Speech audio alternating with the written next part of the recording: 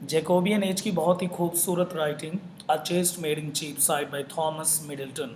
बिल्कुल सही। आज हम जैकोबेंगे ये जो टाइम पीरियड है और जैकोबियन का मतलब क्या है, क्योंकि James one as an king जो है वो ब्रिटेन पे अब रूल कर रहे हैं। और ये जो टाइम पीरियड है जेम्स वन का, इस 1603 से लेके 1625, इससे पहले के एज को आप जानते होंगे, that is an Elizabethan age.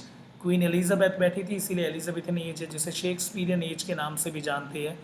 और ये जो है 1603 में, ऐसा नहीं है कि इस समय शेक्सपियर नहीं है, शेक्सपियर इस टाइम भी, शेक्सपियर की राइटिंग बहुत है, बट स्टिल जो हम मेन मान के चलते हैं कि एज जो है वो जैकोबियन, अब हम इस एज को जैकोबियन एज बोलते हैं।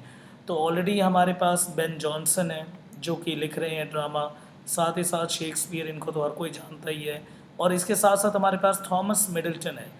कहते हैं शेक्सपियर का फेम इतना ज़्यादा हुआ कि जिस वजह से कुछ और जो ड्रामेटिस्ट थे, बहुत ही अच्छे ड्रामेटिस्ट थे, उनका जो नाम है वो कहीं ना कहीं सब्जुगेट हो गया।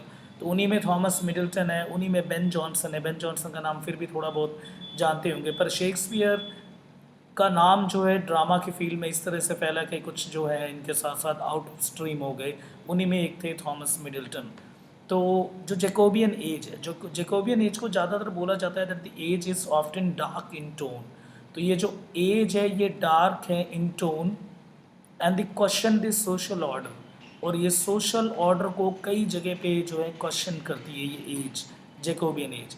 और जो वर्क है हमारे पास वो भी बिल्कुल सोशल ऑर्डर के रिगार्डिंग ही जो वर्क है, जिसको आज हम डिस्कस करेंगे और बहुत डीप एनालिसिस करने वाले हैं हम। जैसे कि पहले मीनिंग देख लो, अ चेस्ट। चेस्ट का मतलब होता है that that someone that is pure. ज़्यादातर ये फीमेल के लिए वर्ड यूज़ होता है, यानी पवित्र। ठीक है, जो इनफिडाइल नहीं हो, जो सही हो, जो प्योर हो, जो वर्जिन हो, that is the chest. Made, इस मेड का मतलब होता है द गर्ल दैट जो अनमैरिड है। It mean the unmarried girl that is called made.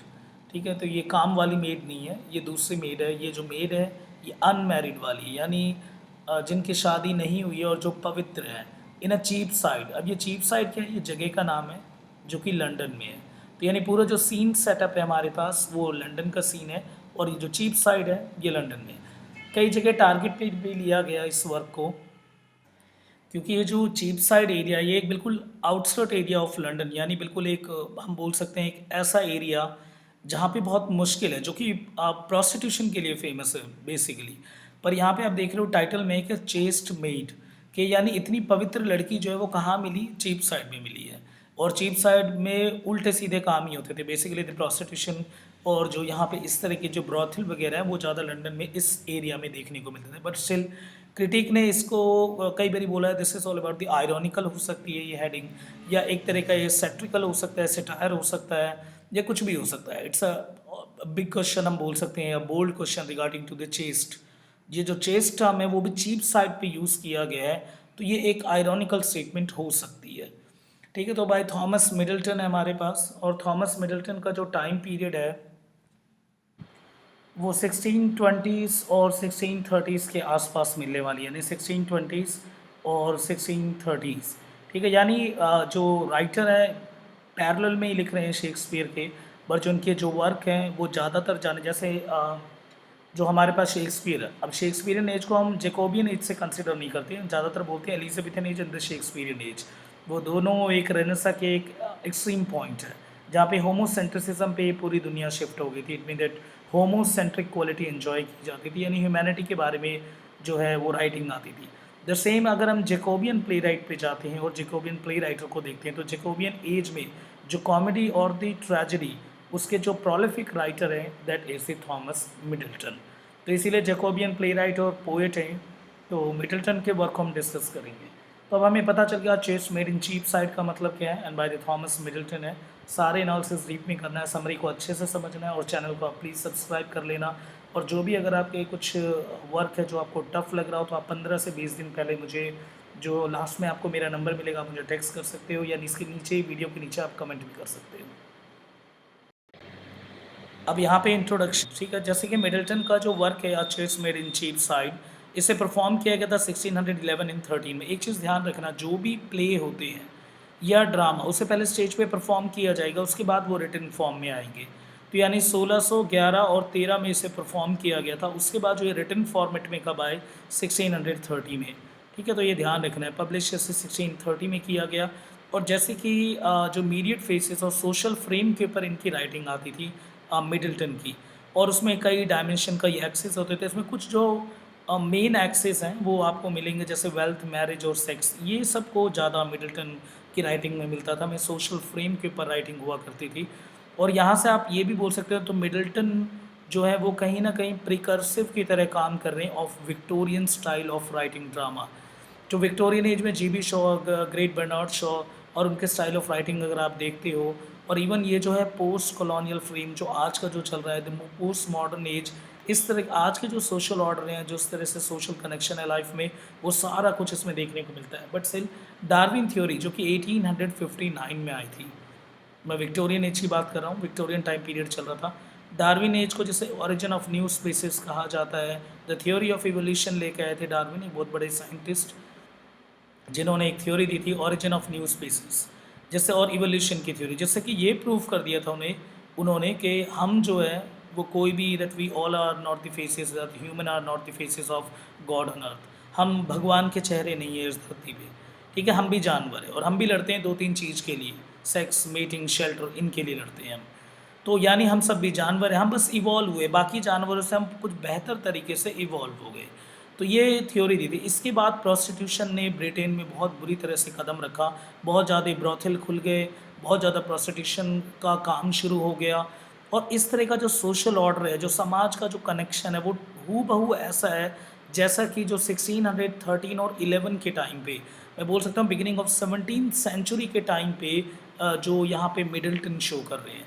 तो this is called the piece of the writing. कितना ज़्यादा ही ये जो है प्रिकर्सिव बाय नेचर है, कितना ज़्यादा फ्यूचर की तरफ ये प्रोजेक्टेड राइटिंग है। इवन दी जिस टाइम पे हम रह रहे हैं, द कंटेम्प्रेरी एज, इसमें भी इस तरह के सोशल रिलेशन को देखा जा सकता है।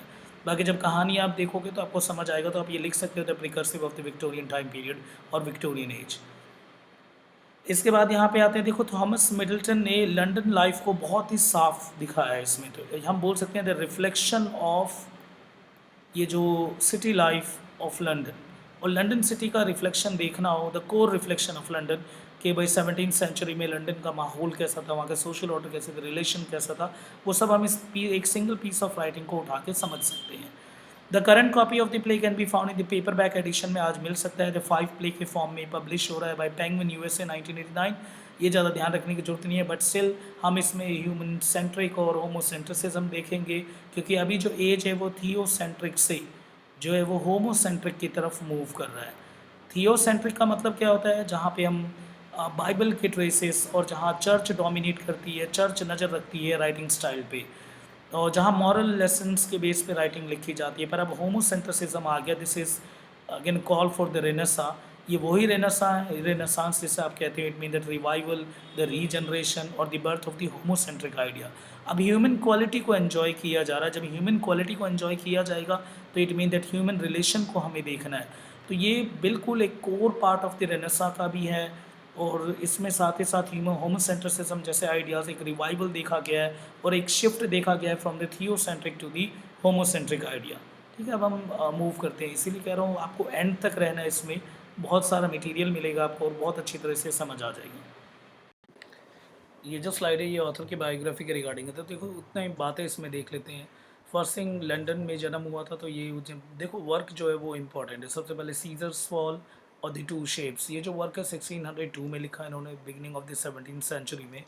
और ये जो वर्क है एक कोलैबोरेटिव फॉर्म में लिखा करते थे, यानी बाकी राइटर के साथ, जैसे कि एंथनी म्यूनके, जॉन वेबस्टर, नाम जानते हो इनका, माइकल ड्रेटन, इन सब के साथ कंबाइन होकर इन्होंने वर्क लिखना शुरू करा। फिर 1970s के बाद जे इनका जो नेम एंड फेम हो गया, वो ऐसा बोलने लगे कि मिडल्टन के जो है काफ़ी उन्होंने योगदान दिया बाकी वर्क में, जैसे कि प्यूरिटन में, द रिवेंजर्स ट्रेजेडी में, द यॉर्कशायर ट्रेजेडी में, और भी थे इनके साथ लिखने वाले, पर स्टिल इनके नाम को ज़्यादा इनमें गिनने लगे। और इसके बाद जो है a chaste made in the Cheapside, जो आज हमारा वर्क है जिसे हम डिस्कस करने वाले हैं, 1611 से 13 तक जो मैंने आपको बताया, और a trick to the catch of the old one, ये सारे वर्क इनके the women behaviour of the women, ये सारे वर्क जो है इनके और है। मिडल्टन जो है जिस टाइम पीरियड पे लिखते थे एलिजाबेथन पीरियड और जैकोबियन पीरियड के बेसिकली मेन राइटर माने जाते थे।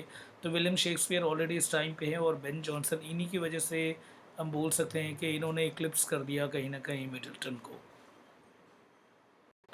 अब यहाँ से समरी की शुरू तो अच्छे से देख लेना एक बारी आप समरी को, और उसके बाद अगर पीडीएफ की रिक्वायरमेंट है तो आपको पे करना होगा। और स्टिल वैसे कोई ज़रूरत नहीं है, क्योंकि यहाँ पे अगर आप 2-3 बारी अगर इस वीडियो को देख लेते हो तो ऑलरेडी सारे जो है आपके वो क्लियर हो ही जाएंगे डाउट्स। यहाँ से कहानी की शुरुआत होती है। अब कहानी बातें देख लेते हैं। सबसे पहले ये जो कहानी है वो एक्ट वाइज लिखी गई है, जैसे कि एलिजाबेथन ड्रामा और जेकोबियन ड्रामा लिखे जाते थे, ठीक ठीक उसी तरीके से। क्योंकि ये प्ले है, play and drama same thing. तो यहाँ पे इसे 5 पार्ट में डिवाइडेड है, जैसे शेक्सपियरियन स्टाइल ऑफ राइटिंग में होता है, और सीन वाइज जो है वो मूव हो रहा है। इसके बाद ये जेकोबियन और एलिजाबेथन ड्रामा के कॉमन फीचर्स होते थे, और कई सारे सब प्लॉट्स यूज़ हुए हैं, कई सारी कहानियाँ चल रही है, और वो सारी कहानियाँ आपस में इंटरकनेक्टेड है। एक सिंगल प्लॉट यूज़ नहीं हो रहा, जो कि क्लासिकल स्टाइल ऑफ राइटिंग था या थियोसेंट्रिक वे ऑफ मॉरल लेसन के लिए लिखा जाता था। पर ये ऐसा नहीं है, इसमें कई सारे छोटे छोटे सब प्लॉट्स हैं और उन सबको आपस में इंटरकनेक्ट किया गया है। इसके बाद जो इसमें मेन है, देखो जैसे कहानी की शुरुआत होती है, chaste made in Cheapside, एक सीज़न ऑफ लेंट से शुरुआत होती है। ये जो लेंट का मतलब क्या है, इट मीन दैट 40 डेज़ का एक टाइम पीरियड होता है, जो कि मार्च और फेब में शुरुआत होती है। ये 40 दिन का एक इनका फास्ट टाइप से का होता है, जिसमें कि क्रिश्चियन का, ठीक है, जिसमें कि कुछ चीज़ें जो है इन्हें नहीं करनी होती और कुछ चीज़ों को नहीं खाना होता। तो वो ये एक रिलीजियस सेरेमनी है, जो कि 40 दिन का होता है, 40 डेज़ का, जिसमें कि कुछ चीज़ों के ऊपर जो है प्रोहिबिशन लगी होती है कि ये सब जैसे मीट वगैरह इन सबको कंज्यूम नहीं करना, ठीक है। इसका भी एक रोल आएगा कहानी में। तो लेंट आपको समझ आना चाहिए, लेंट किसे कहते हैं। तो जैसे ही कहानी की शुरुआत होती है, यहाँ पे हमें एक येलो हैमर फैमिली दिखाई गई है, येलो हैमर फैमिली। तो येलो हैमर फैमिली में मिस्टर येलो हैमर, जिनका प्रोफेशन क्या है, ये गोल्ड स्मिथ है यानी सोनार है। और इनकी जो वाइफ है दैट इज़ मॉल्डिन, इनकी वाइफ का नाम क्या है, मॉल्डिन। तो एक तरफ येलो हैमर है, मिस्टर वाई लिख देता हूँ, येलो हैमर, और दूसरी तरफ MAULDIN, मॉल्डिन। और इनके 2 बच्चे हैं, एक जो है वो नाम टिम, लड़का, और एक और जो लड़की है उसका नाम है मॉल। इसी की वजह से जो ये जो सेंट्रल जो कैरेक्टर की तरह काम करेगी है, इसी की वजह से जो टाइटल में जो चेस्ट मेड है, यानी जो पवित्र लड़की है, वो यही है, मॉल। ठीक है, टिम जो है कहानी की शुरुआत में हमें पता चलता है वो बाहरले देश गया हुआ है पढ़ने के लिए, पर अब वो वापस आ रहा है। और इस कहानी में एक ओल्डर नाइट है। नाइट क्या होता है, एक सुप्रीम पोजीशन होती है, जो कि राजा और रानी जो है वो किसी को टाइटल देते हैं, जैसे सर का टाइटल दे देना, जैसे नाइट का टाइटल दे देना, सरहुड या नाइटहुड, इस तरह का टाइटल देना। तो एक ओल्डर नाइट है इसमें, जो कि अच्छी पोजीशन पे है, उसका नाम है सर वॉल्टर।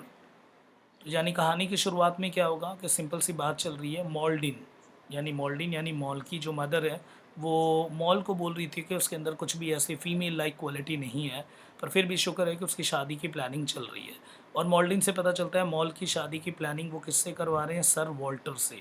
और सर वॉल्टर आ रहा है, तो वो मॉल्डिन जो है वो मॉल को कह रही है कि तैयार हो, तुम्हारी शादी जो है वो सर वॉल्टर से करवाएंगे।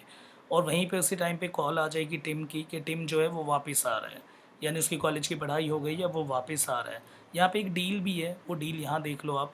डील इस तरह का है कि जो सर वॉल्टर है, सर वॉल्टर ने बोला है कि वो अपनी नीस, यानी अपनी नीस की शादी जो है वो किससे करवा देंगे, टिम से। और इसके बदले जो है वो मॉल्डिन जो है वो मॉल की शादी किससे करवा देगी, सर वॉल्टर से। यानी मॉल की शादी जो है वो सर वॉल्टर से होगी, और सर वॉल्टर की जो नीस है उसकी शादी किससे होने वाली है, टिम से। ठीक है, इस तरह का है। पर जो उसकी जो नीस, उसकी कोई नीस होती नहीं है, बेसिकली वो प्रोस्टिट्यूट है, जो कहानी के एंड में पता चलेगा वो प्रोस्टिट्यूट से शादी करवा रहा है उसकी। तो अब देखते हैं, सबसे पहले देखो कहानी की शुरुआत होती है कि उसे बताया गया इज़ नॉट वेरी फेमिनाइन, कि मॉल जो है वो फेमिनाइन नहीं है। मिस्टर येलो हैमर जो है वो गोल्ड स्मिथ है बाय प्रोफेशन, यानी जो मिस्टर येलो हैमर है वो सोनार है। और उनकी वाइफ क्या है, मॉल्डिन है। उनका लड़के का नाम टिम और लड़की का नाम मॉल, यानी मॉल की मदर मॉल्डिन, ऐसे याद कर सकते हो आप। और टिम जो है इसका भाई है। तो टिम का जो है मैसेज आया होता है कि वो कॉलेज से अब जो है उसकी पढ़ाई होगी, वो वापस आ रहा है। सर वॉल्टर की लैंडी नीस के साथ उसकी शादी करवाने की प्लानिंग है। और sir Walter tries to an impending marriage. उसके बाद टचवुड जूनियर, अब टचवुड जूनियर एक और फैमिली आ गई। एक तरफ हमारे पास येलो हैमर फैमिली, मैंने पहले ही बोला था कई सारे सब प्लॉट यूज़ होंगे। येलो हैमर फैमिली है और दूसरी तरफ आ जाएगी टचवुड फैमिली। अब टचवुड फैमिली में जो टचवुड जूनियर है तो एक टचवुड सीनियर भी है। ठीक है, दोनों का सच में कैरेक्टर बिल्कुल अपोजिट ही है। टचवुड जूनियर पे मरती थी मॉल, यानी मॉल को किससे प्यार था? टचवुड जूनियर से। और यहाँ मॉल की ज़बरदस्ती शादी किससे करवाई जा रही है? सर वॉल्टर से। करवाने की कई वजह हैं। सर वॉल्टर बहुत अमीर है, एक तो प्रॉपर्टी मिल जाएगी, और मैंने बोला था जैसे स्टार्टिंग में ही कि मिडिल्टन की राइटिंग है तो वेल्थ, सेक्स एंड मैरिज, ये तीन कंसेप्ट जो है वो घूमेंगे। तो वेल्थ, सेक्स और मैरिज, ठीक है, ये WSM यानी वेल्थ हो गया, सेक्स हो गया, मैरिज हो गया, इस तरह के कंसेप्ट जो इसमें मिलेगा।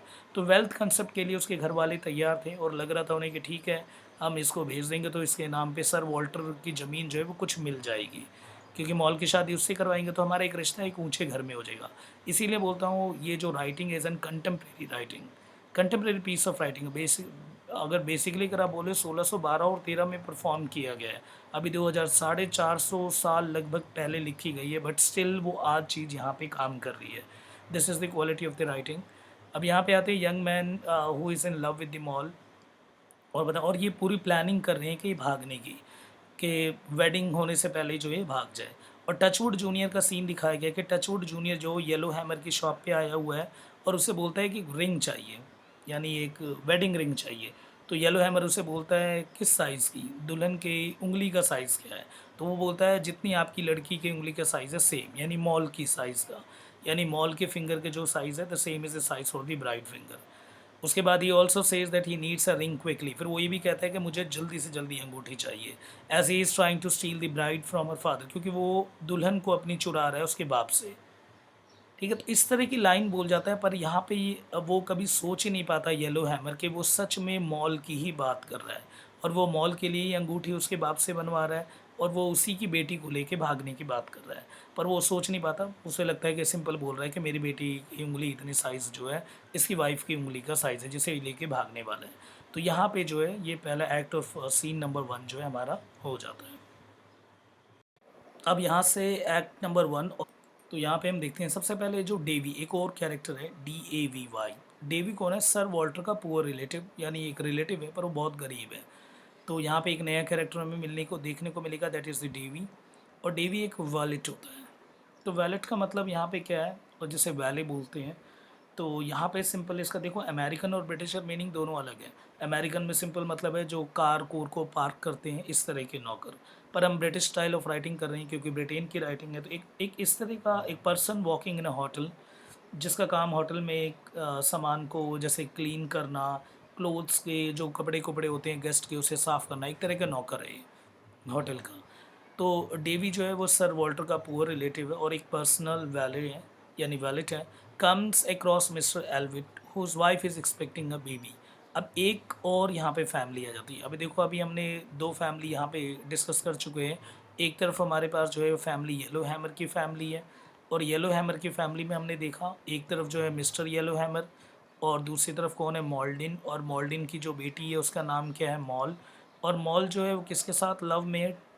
या टचवुड जूनियर के साथ। जैसे टचवुड जूनियर को टच करेंगे तो टचवुड फैमिली आ जाएगी। टचवुड फैमिली में दो हैं, टचवुड जूनियर है और एक टचवुड सीनियर है।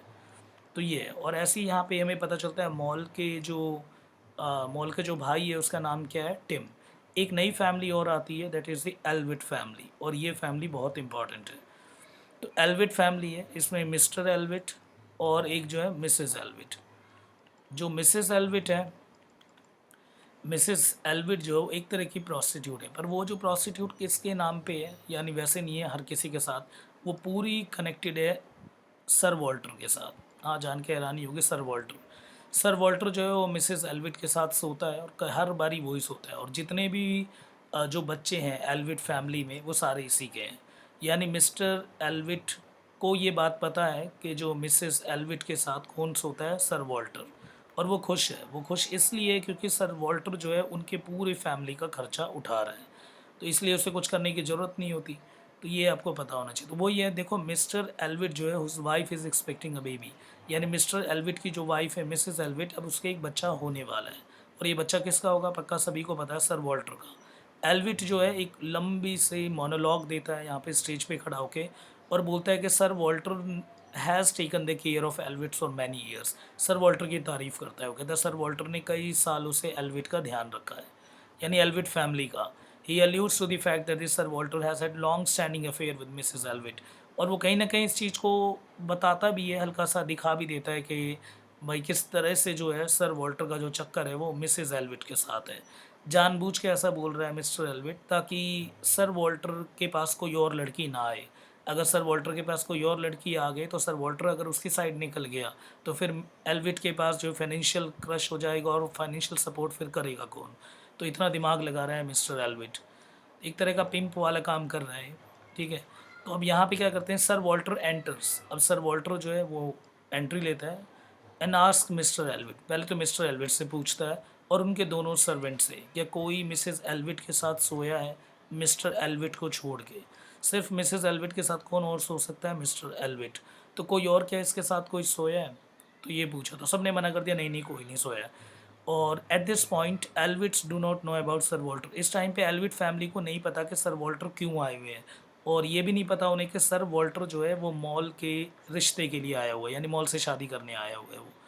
और यहाँ पे जो है ये भी मिस्टर एल्विट जो है वो सोचता है और साथ ही साथ मिसेस एल्विट भी कि ये जो सर वॉल्टर है वो सिंगल ही रहे, ताकि जो so that the knight continues to feel compelled to sleep with Mrs Allwit, ताकि वो मिसेस एल्विट के साथ हमेशा सोता रहे और एल्विट के एक्सपेंसेस जो है वो निकलती रहे।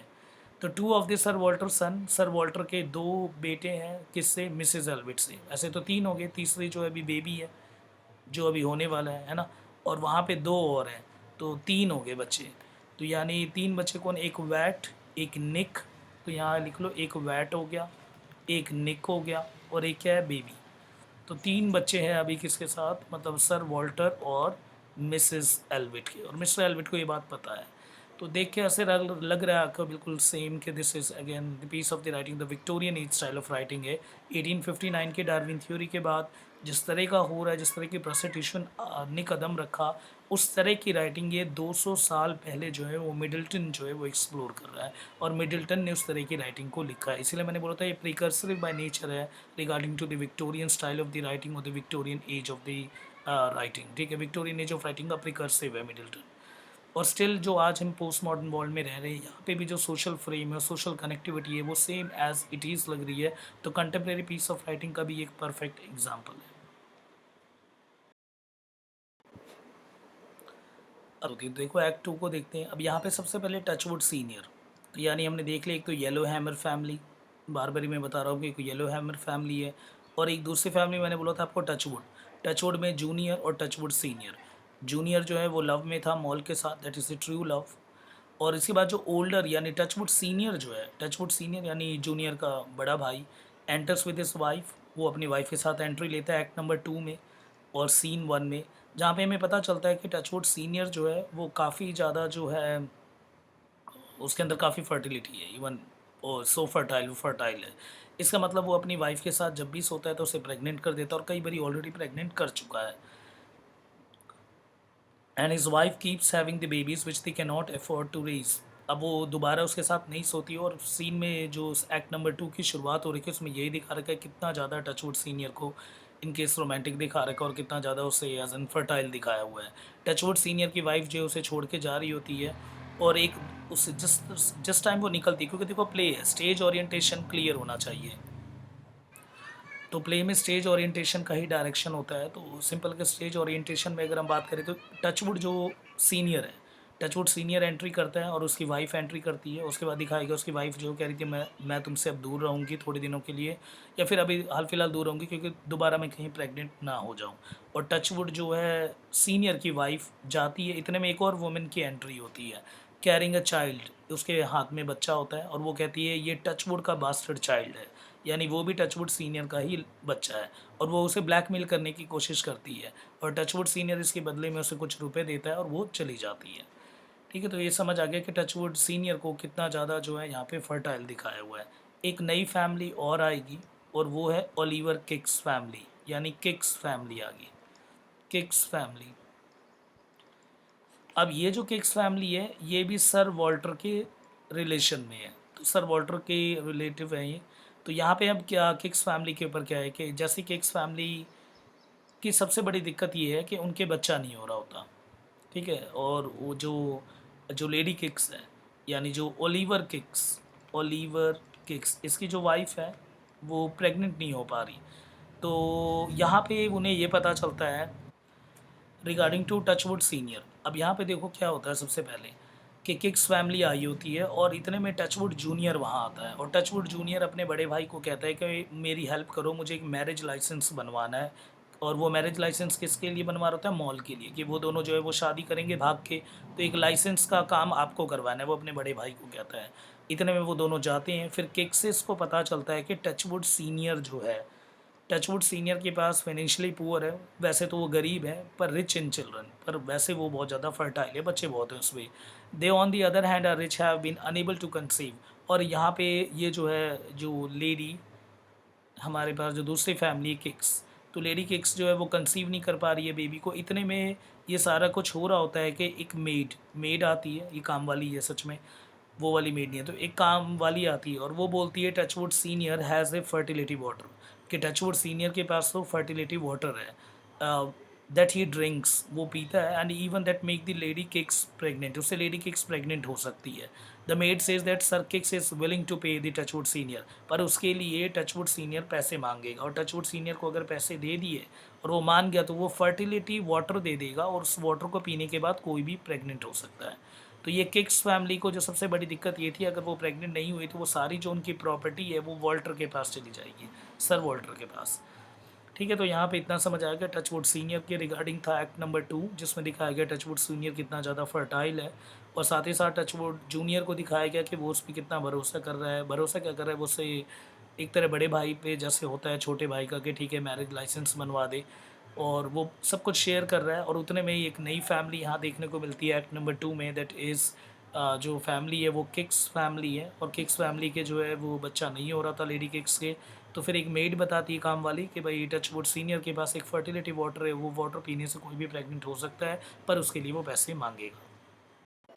अब यहाँ पे देखते हैं एल्विट और सर वॉल्टर जो है आपस में बात कर रहे हैं, और जो एल्विट मिसेस एल्विट को जो बेबी होती है वो बेबी गर्ल होती है, तो यानी जो तीसरा बच्चा है वो लड़की है, ठीक है।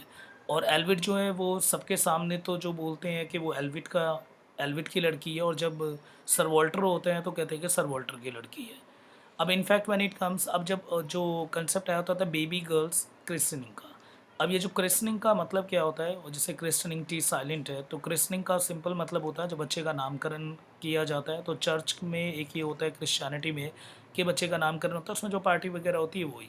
Sir Walter says that he will serve as one himself. Walter कहता है कि वो जैसा है वो अपने आप को वैसा दिखाएगा, नॉर्मल दिखाएगा बाकियों की तरह, ताकि किसी को शक ना हो।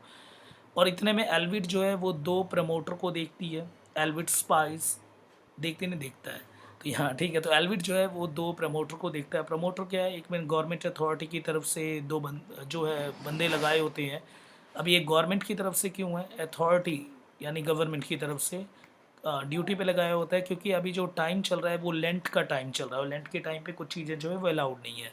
जैसे ये अथॉरिटी ही थी ये, जिनका काम क्या था, that who were given the power to take the meat from the citizen who are not suppose to be eating it during the Lent, कि लेंट के टाइम में तो मीट नहीं खा सकते, तो वो छीन लेते थे। तो एल्विट उनका इंसल्ट करता है काफ़ी, कि भाई ऐसा नहीं कर सकते तुम, बेशक अथॉरिटी हो पर इतनी पावर नहीं यूज़ कर सकते। द प्रमोटर जो है वो अपसेट हो जाते हैं, उसके बाद वो चले जाते हैं, पर दोबारा वापस आते हैं और फिर देखते हैं जिसके पास भी जो मीट है उसको छीन लेते हैं, कॉन्फिस्केट, और उसके ऊपर कुछ फ़ाइन के चार्जेस भी लगा देती है। तो ये थोड़ा सीन दिखा रखा था, सीन अबाउट द लेंट।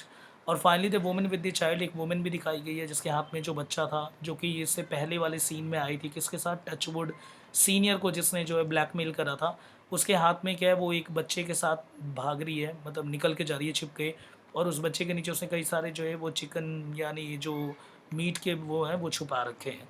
तो वो ये when the promoter take the basket, जब वो उसे वो टोकरी से छीन लेते हैं, वो बास्केट छीन लेते हैं, तब उन्हें पता चलता है कि उसने बच्चे के नीचे जो है कई सारे जो है वो चीज़ें छिपा रखी है, जो कि अलाउड नहीं है ड्यूरिंग लेंट में। ठीक है, तो लेंट के रिगार्डिंग सीन है, इतना ज़्यादा इंपॉर्टेंट सीन नहीं है, but still is a part of the summary, तो हमें पता होना चाहिए। उसके बाद एक्ट 3 और सीन नंबर 1। तो एल्विट और जो डेवी डेवी के बारे में मैंने बता दिया था, वो क्रिस्निंग के लिए भी तैयार हो रहे हैं मिसेस एल्विट के चाइल्ड। तो वेरियस विटनेस सब वहाँ आए हैं, द प्यूरिटन वुमेन, सारे कुछ आए हुए, सारे लोग आए। Meanwhile the Touchwood junior has picked up the ring and he had the Yellowhammer make and he and the Moll make the plan to seal away. अच्छा, और वो दूसरी तरफ जो है वो टचवुड जूनियर, ठीक है, और साथ में जो है इसके मॉल वो प्लान बना रहे हैं उस अंगूठी को चुरा के और वो भाग जाएंगे। और Touchwood junior is suppose to serve as the one, ये हटाओ। The meanwhile the Touchwood senior junior sneaks away and the joins with the parson, वो पार्सन से मिलते हैं, पार्सन जो शादी करवाता है। And who is going to the Touchwood, who is going to marry Touchwood junior and the Moll in secret, जो सबसे छिपके इन दोनों की शादी करवाएगा। Moll arrives with the Touchwood senior, mall आती है और कौन लेके आता है उसे, टचवुड सीनियर लेके आता है। और सीक्रेट सेरेमनी जो है वो शुरू होती है, but is broken up by the Yellowhammer and sir Walter. पर येलो हैमर जिस फैमिली से मॉल है और सर वॉल्टर जिससे शादी होने वाली, इनको पता चल जाता है, वो वहाँ आ जाते हैं। और इतने में जो है वो येलो हैमर मॉल को पकड़ के ले जाता है और कहता है now that he is going to lock, अब वो उसे लॉकअप कर देगा, यानी बंद कर देगा। और इतने में जो है सर वॉल्टर भी टचवुड जूनियर को देखता है। इससे पहले मैं बताना भूल गया कि वो उसे एज एन फ्रेंड समझता है, एज एन विटनेस की तरह यूज़ करता है। तो अब जो है उन दोनों के बीच में जो है वो दोस्ती कहीं ना कहीं वो ख़त्म हो जाती है, जो भी सर वॉल्टर को लगता है कि ये मेरा एक अच्छा दोस्त है। पहले नहीं जानता था पर फिर जानने लग गया। फिर सर वॉल्टर जो है अपनी फ्रेंडशिप को ख़त्म करता है, करे कि तू मुझसे मेरी वाइफ को ही चुरा के लेके जा रहा है, ठीक है। ये बोलता है कौन, सर वॉल्टर, किसको बोलता है, टचवुड जूनियर को।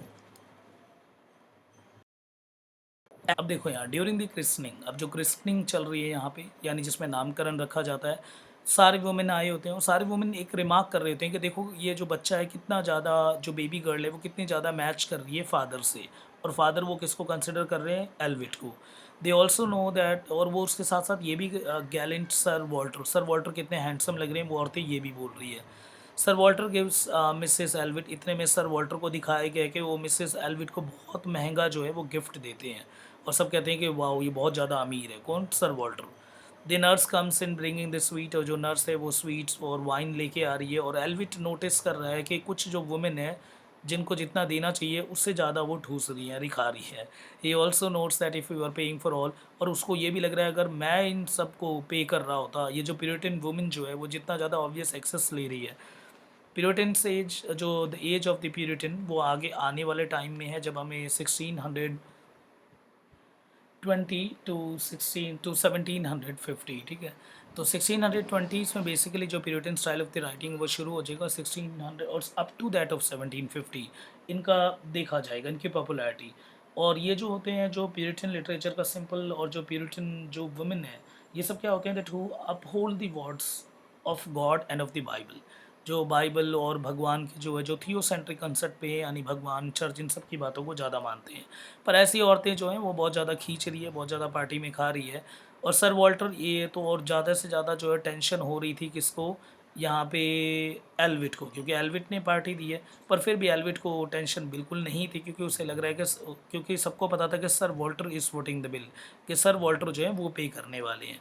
एल्विट has nothing to worry about, इसीलिए उसको ज़्यादा टेंशन नहीं हो रही थी। The man leave and the nurse lets Mrs Allwit that her son Tim arrive, और जितने में कुछ लोग जा रहे होते हैं और कुछ आ रहे होते हैं, इतने में पता चलता है कि टिम आ गया। वही टिम, येलो हैमर की फैमिली का जो आने वाला था वो आया। Tim comes into the room, Tim आता है, और the married woman and leaves, और जो मैरिड वुमन है एंड लीव्स, उसके बाद देखता है कि काफ़ी शादीशुदा औरतें जो हैं, या उन्हें देख के वो डर के भाग जाता है। डर के क्या भागता है, उसे अजीब लगता है और वो वापस चला जाता है।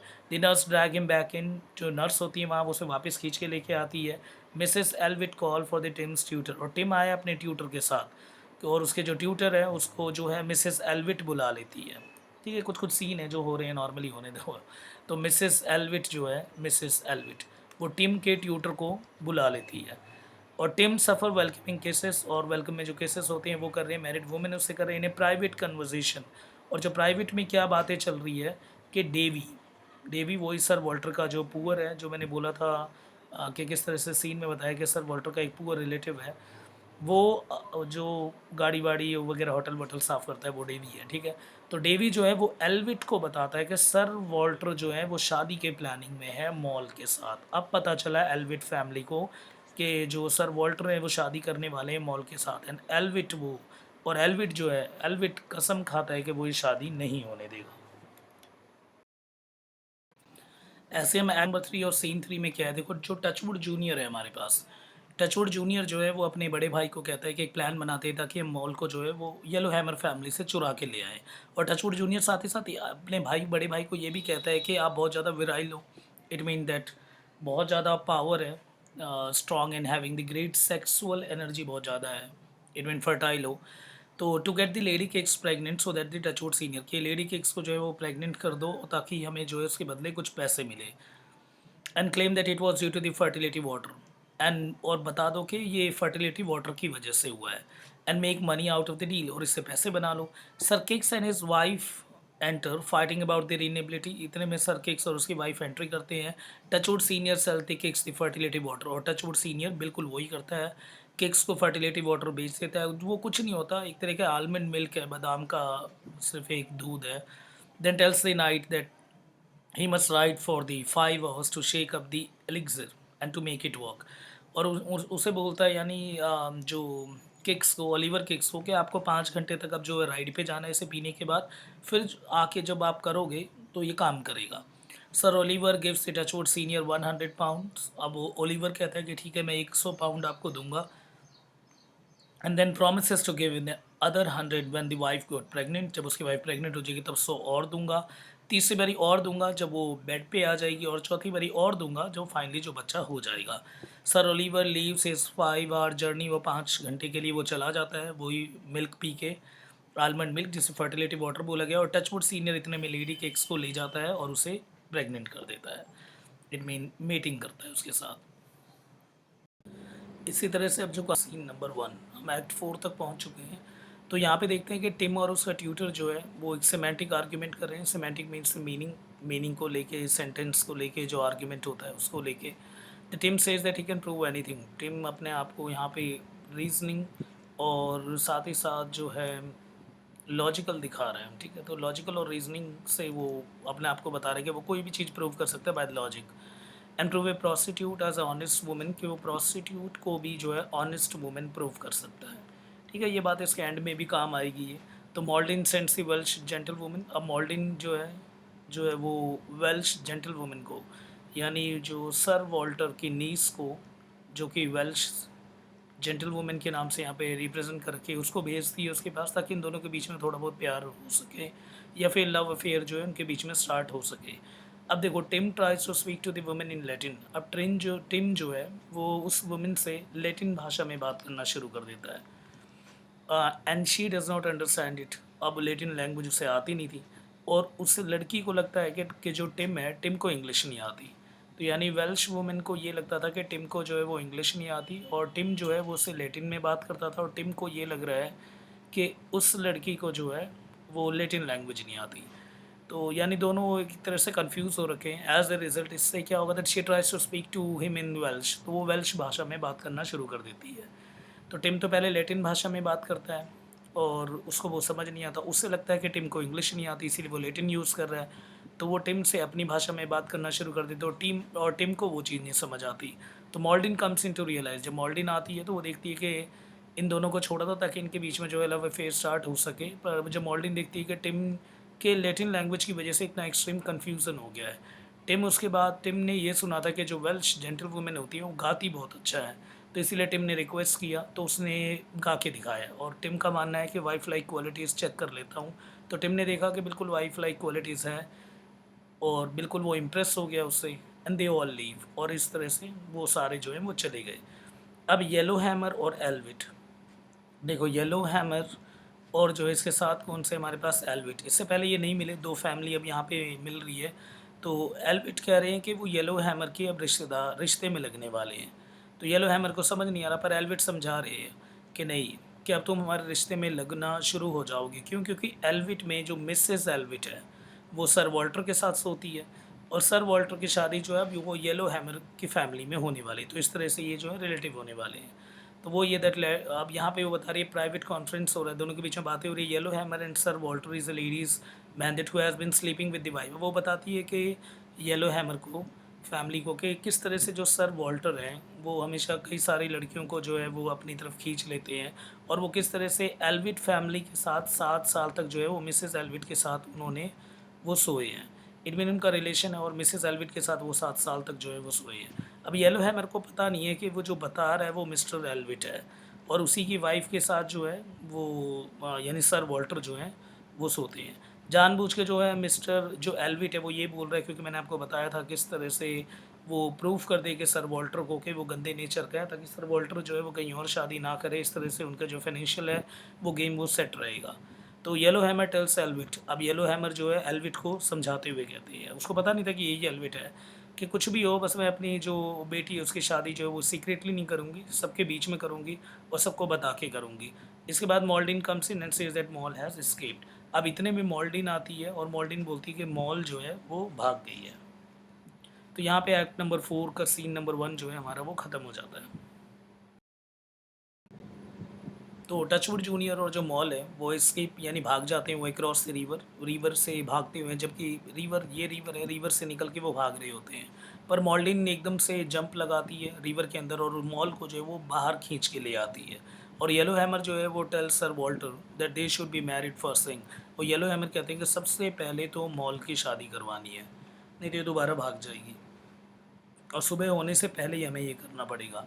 इन his grief over losing the Moll again, अब मॉल को दोबारा Touchwood junior draws his sword on, अब टचवुड जूनियर को बहुत बुरा लगता है उस समय, वो एक तलवार निकालता है और उसके बाद सर वॉल्टर से लड़ाई शुरू कर देता है। डेवी गोज़ टू एल्विट, इतने में डेवी जो है वो ही जो सर वॉल्टर के फैमिली का जो गरीब है वो भागता हुआ जाता है एल्विट फैमिली के पास और बोलता है सर वॉल्टर को बहुत ज़्यादा घायल हो रखे हैं, अब वो शायद मर भी सकते हैं। सर वॉल्टर इतने इतने मेन टाइम पे जो है वहाँ आ जाते हैं एल्विट के फैमिली एल्विट के घर के पास और एल्विट को बोलना शुरू कर देते हैं कि तुम अक्यूज़ करना शुरू कर दिया, क्योंकि अभी हमने देखा था किस तरह से मिस्टर एल्विट ने सर वॉल्टर के बारे में येलो हैमर को बताया था कि सर वॉल्टर जो है वो किस नेचर का है और 7 साल से जो है वो मिसेस एल्विट के साथ सो रहा है, ये सारा कुछ। उसके बाद एक्यूज़ करना शुरू कर दिया, now he wants the bastard children, और जो 3 बच्चे हैं उसके यानी व्हाट हमारे पास, दूसरा निक और तीसरी जो है वो baby girl, that he had been the Mrs Allwit. अब ये भी बातें बता दी गई कि वो जो है वो मिसेस एल्विट से जो 3 बच्चे हो रखे हैं, वो जो 3 हैं उस तीनों को लेके ये पछता रहा है। यानी कौन पछता रहा है हमारे पास, सर वॉल्टर।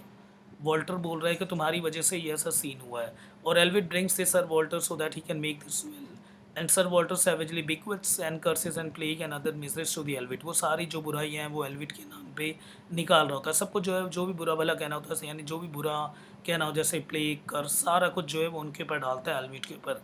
इतने में एक सर्वेंट की एंट्री होती है और सर्वेंट बोलता है कि टचवुड जूनियर मर गया, यानी जो अभी लड़ाई चल रही थी किसके बीच में, यानी सर वॉल्टर और टचवुड जूनियर के बीच में। तो सर वॉल्टर तो घायल हो रखे हैं, वो ये रहे सामने ही, पर जो टचवुड जूनियर है उसकी डेथ हो गई। And the Allwit now change their tune, अब एल्विट ने अपना पूरा जो है अपने आप को पूरा बदल लिया और रिफ्यूज़ कर दिया कि वो सर वॉल्टर को जानते भी नहीं हो, क्योंकि उन्हें पता चल गया अब लॉ एज ए मर्डरर, अब जो है सर वॉल्टर जो है वो मर्डरर बन चुका है, तो अब उसके फाइनेंशियल यूज़ जो है अब वो उसका यूज़ नहीं कर पाएंगे फाइनेंस का, क्योंकि वो सारा कुछ जो है वो ख़त्म हो गया। Then both the Allwit refuse to acknowledge the fact that he has slept, अब यहाँ तक उन्होंने ये भी मना कर दिया कि मिसेस एल्विट के साथ इसका कोई लेना देना नहीं है, ना कभी वो सोया है। ठीक है, सर वॉल्टर से बिल्कुल वो मूव हो गए, अलग हो गए। Sir Walter leaves and the Allwit resolve to use the riches that they are acquired over the years from sir Walter, अब वो अपने पैसे जोड़ते हैं कितने उन्होंने सर वॉल्टर से अब तक खसूट लिए हैं और जितने पैसे उन्होंने ले लिए उससे वो डिसाइड करते हैं कि वो क्या करेंगे, एक घर लेंगे, house in this strand the most fashionable part of the London, London में वो जो है वो घर ले लेंगे, जितने पैसे आ गए वो आ गए, अब लेना देना हटाओ, यानी अब कोई लेना देना नहीं है सर वॉल्टर से, क्योंकि अब वो क्या बन गया है, मर्डरर। तो मतलब वो मर्डर उस पर इल्ज़ाम लग गया, तो अब उसकी वैसे भी प्रॉपर्टी किसी काम की आएगी नहीं, तो यानी जितने पैसे हैं उससे उन्होंने जो है स्ट्रैंड जगह पे लंदन में वहाँ पे एक जो है वो घर खरीद लिया। और एक्ट 5 में येलो हैमर जो है वो nervously attend to the Moll who appears, अब देखो जो मॉल को जब इन्होंने पानी से निकाला तो वो सिक बीमार पड़ गई और उसके बाद उसकी भी हालत बहुत ज़्यादा ख़राब थी, ऐसा लग रहा था कि उसकी भी डेथ हो जाएगी और जो कि हो गई। Touchwood senior enters with a letter from a younger brother, और टचवुड सीनियर आता है, एक लेटर होता है उसके पास जो कि टचवुड जूनियर ने लिखा होता है और वो कहता है now he says that he is dead, अब उसने बोला कि टचवुड जूनियर जो है वो मर चुका है। मॉल अपीयर्स टू डाई, और मॉल भी जो है ऑलमोस्ट मर गई है, यानी उसकी भी डेथ हो जाती है। Yellow hammer suggest that they miss the malls funeral, अब येलो हैमर कहते हैं कि हम मॉल के फ्यूनरल को अटेंड तो नहीं कर पाएंगे, देखो खुद जो है वो पेरेंट्स है और फिर भी वो मॉल के जो है उसको अटेंड नहीं कर पा रहे हैं फ्यूनरल को। क्यों? क्योंकि वो चाह रहे हैं कि मेन टाइम पे जो है टिम की शादी जो है वो सर वॉल्टर के नीस से करवा दें और फिर वो जो है जो प्रॉपर्टी है वो इनके नाम आ जाएगी। तो इस तरह का सिनेरियो चल रहा है। Sir Walter promise at not having the marry their daughter. अब वो तो अपनी बेटी की शादी तो नहीं करवा सकते कि मॉल की शादी तो नहीं, क्योंकि मॉल की डेथ हो गई है और सर वॉल्टर जो है वो ऑलरेडी जेल में है। और तो फिर ये डिसाइड करते हैं वांटेड बाय द लॉ, तो ये डिसाइड करते हैं कि हम टिम की शादी करवा देते हैं। Act 5 scene number 3, sir Oliver speaks the servant noting about this is lady Kix. अब यहाँ पे दिखाते हैं ओलिवर का सीन आ गया, दोबारा ओलिवर फैमिली आ गई, किक्स फैमिली आ गई, वो फाइनली प्रेग्नेंट हो जाती है, यानी जो लेडी किक्स है। And instruct the servant to pay Touchwood senior को नेक्स्ट 100 पाउंड्स और मिल जाते हैं। The servant tell the Kix about the impending funeral for the Moll in the Touchwood junior. और जो सर्वेंट है वो किक्स को बताते हैं कि अब फ्यूनरल है जहाँ पे मॉल और टचवुड जूनियर दोनों का जो है एक टाइम पे फ्यूनरल रखा गया, यानी मॉल का भी और टचवुड जूनियर का भी। 5 और यानी पूरी समझ आ गई होगी आपको और ये कहानी यहीं पे एंड हो जाएगी। फिर इसके बाद हम मूव करेंगे रिगार्डिंग टू द कंटेंट। अब एक्ट नंबर 5 और scene number 4 at the funeral. अब जो फ्यूनरल का सीन चल रहा है, Touchwood senior ask the assemble crowd. अब टचवुड सीनियर जो है, जो भी वहाँ पे भीड़ आई हुई थी, क्योंकि अभी फ्यूनरल है किसका, मॉल और टचवुड जूनियर का, कि दे वुड जॉयस टू सी। वो कहते वो भीड़ से पूछते क्या तुम देखना चाहते हो कि मॉल और जो टचवुड जूनियर है वो उनकी शादी। द क्राउड सेज यस, और जो क्राउड कहती है हाँ हम देखना चाहते हैं। उसके इसी टाइम पे क्या है, the eight this point the two lover rise from the coffin. वो कॉफिन से उठते हैं दो lover, admitting that they fake there death. ऐसा लग रहा था कि उन्होंने अपनी मौत को धोखा दे दिया। And are married by the parson, और पार्सन उनकी शादी करवाता है। इस तरह का एक इमेजिनेटिव एंडिंग रखी गई है। इस तरह की जो राइटिंग है वो चार्ल्स सेकंड के जिस समय इंग्लैंड रीस्टोर हुआ था 1660, this is called the restoration period. और रेस्टोरेशन कॉमेडी, यानी रेस्टोरेशन कॉमेडी और रेस्टोरेशन पीरियड में जो राइटिंग थी उसमें कोई भी एंड में जो है वो इस तरह का सीन नहीं होना चाहिए जिसमें कि पेन इवन दी कैथारसिस जो है वो रीडर के अंदर वो रह जाए और उसके बाद पोइटिक जस्टिस ना मिले, इंसाफ ना मिल पाए। ठीक है, तो इस तरह से जो एंडिंग कर दी, जैसे रोमियो एंड जूलियट की एंडिंग भी चेंज कर दी थी चार्ल्स सेकंड के टाइम पे, यानी प्यूरिटन एज। पहले कौन सी याद है, प्यूरिटन एज आई, फिर अभी तो चल रहा है जैकोबियन, उसके बाद प्यूरिटन एज, उसके बाद 1616। प्यूरिटन एज में काफ़ी ज़्यादा रिस्ट्रिक्शंस लगा दिए गए थे प्ले के ऊपर कि सारे प्ले जो हैं वो मॉरल प्ले होने चाहिए। फिर 1660 में इंग्लैंड रीस्टोर हुआ 1660, इसे रेस्टोरेशन पीरियड कहते हैं। रेस्टोरेशन कॉमेडी आई, और रेस्टोरेशन पीरियड में जितनी भी राइटिंग आई उसमें जो एंडिंग है वो बिल्कुल हैप्पी एंडिंग करनी थी। कोई भी जो है और पोइटिक जस्टिस सबको मेंटेन करना था, जहाँ पे रोमियो जूलियट इन सब के एंडिंग को चेंज किया गया।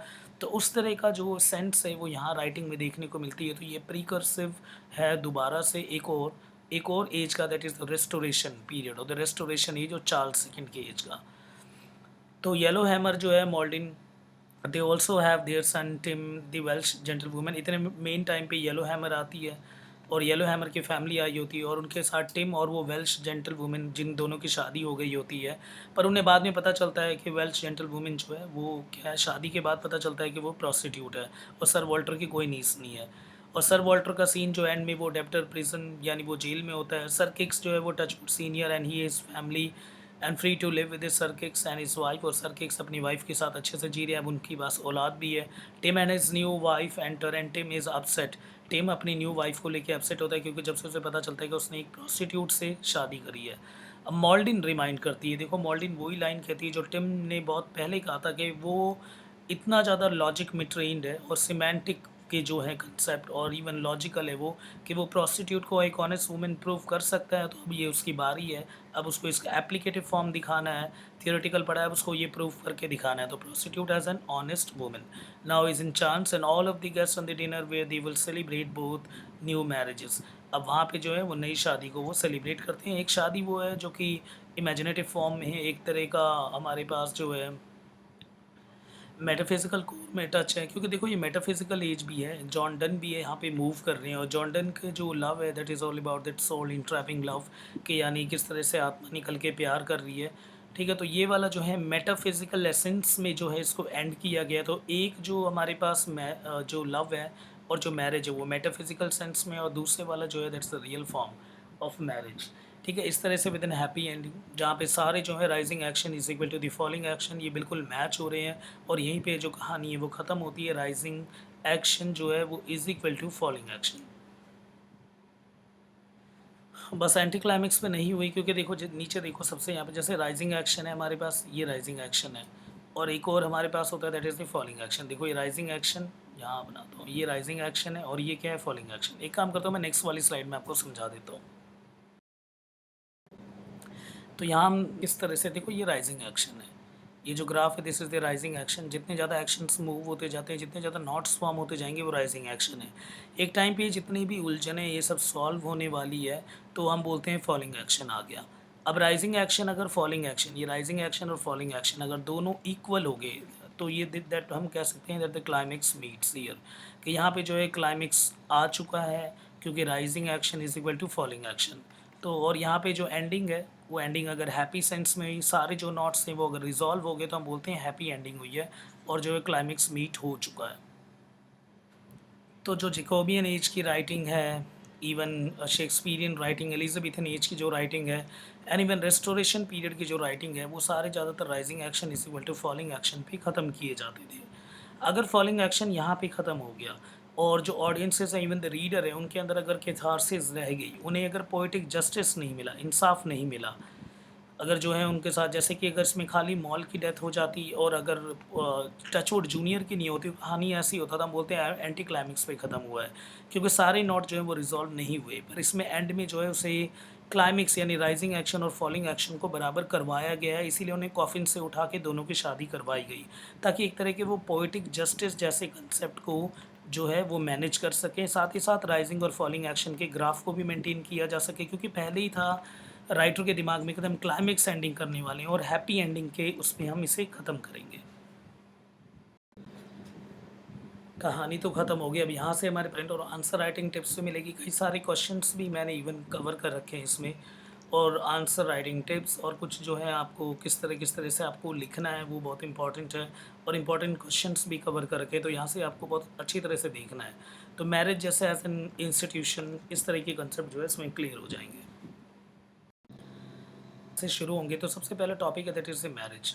अब मैरिज एक इम्पॉर्टेंट कंसेप्ट है इस पूरी राइटिंग का, क्योंकि जैसा आप देख रहे हो कि लास्ट में भी that is the metaphysical type of the marriage जो देखने को मिला इसमें, एंड इवन जो मैरिज पे ही एंडिंग हुई राइजिंग एंड फॉलिंग एक्शन को मेंटेन किया गया है। पर अगर आप इवन गूगल पे भी अगर डालते हो that marriage as an institution, क्योंकि मैरिज एक इंस्टीट्यूशन है, एज एन लीगल डॉक्यूमेंट है, तो यहाँ पे सिंपल लिखा है as a legal partnership between the two individuals and accepted by society as a social institution.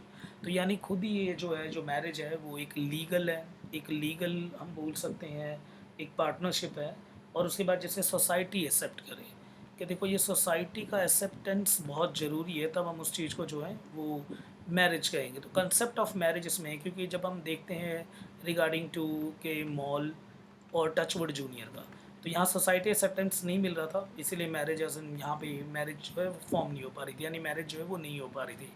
और सर वॉल्टर के साथ क्यों करवाया जाता कि सोसाइटी उसे अच्छे से देखे, कुछ वेल्थ जनरेट हो सके और ज़्यादा से ज़्यादा जो है इसमें एक तरह से सोसाइटी में एक वैल्यू क्रिएट हो सके, तो इसीलिए मैरिज जैसे कंसेप्ट को इसमें सबसे पहले जो है वो टारगेट पे लिया गया है। तो जैसे कि married wants to get married if one marriage in particular intended the marriage of sir Walter to Moll Yellowhammer, एक तो कंसेप्ट ये घूम रहा था इसमें शादी का, that creates the confliction of the play, और प्ले का कन्फ्लिक्शन जो है और प्ले का जो स्ट्रीम लाइंड प्लॉट की अगर बात करें तो मेन प्लॉट वो इसी ने फॉर्म किया। It mean that sir Walter और मॉल येलो हैमर इनकी शादी का, well the mall is in fact a chaste made, वो एक बहुत ही पवित्र थी।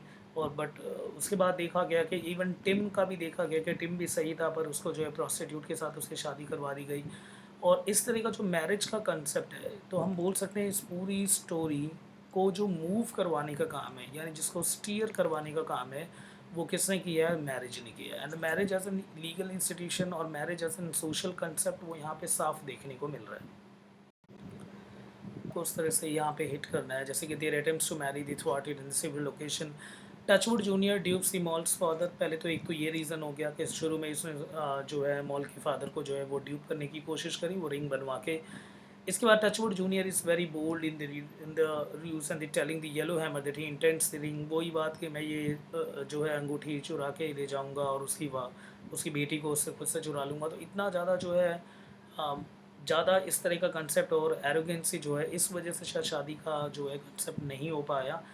और साथ ही साथ जो है फैमिलियल इशू होता है द मैरिज, और मैरिज एक ऐसा इशू है जो कि जिस वजह से जो है ये जो राइटिंग है ये कंटेम्प्रेरी ग्राउंड पे भी सेट है। इट भी इवन हम post modern phase of writing में भी इसे देख सकते हैं मैरिज को।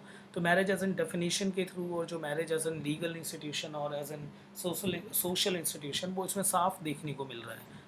तो यहाँ पे बाकी आपको देखना है कि किस तरह से एक लाइन है from this point on the Yellowhammer try to Moll under the lock and the key and she is use to wait this sir Walter, कि किस तरह से बंद कर लेता है वो कि अपनी बेटी को बंद कर देता है, कि येलो हैमर बंद कर देता है कि दोबारा से जो है वो निकल के शादी ना कर ले या भाग ना जाए। ऐसा लगेगा कि इवन द 21st सेंचुरी और 21st सेंचुरी की जो राइटिंग है इसे modern piece of the writing है और बिल्कुल को रिलेटेड है, को पूरा contemporary piece of the writing है। तो हम बोल सकते हैं बिगिनिंग ऑफ 17th सेंचुरी में एक ऐसी राइटिंग लिखी जा रही है the 21st century. It mean अगर एब्रिजमेंट की बात करें तो 500 ईयर्स को एवरेज कर रही है writing. This is again the masterpiece writing.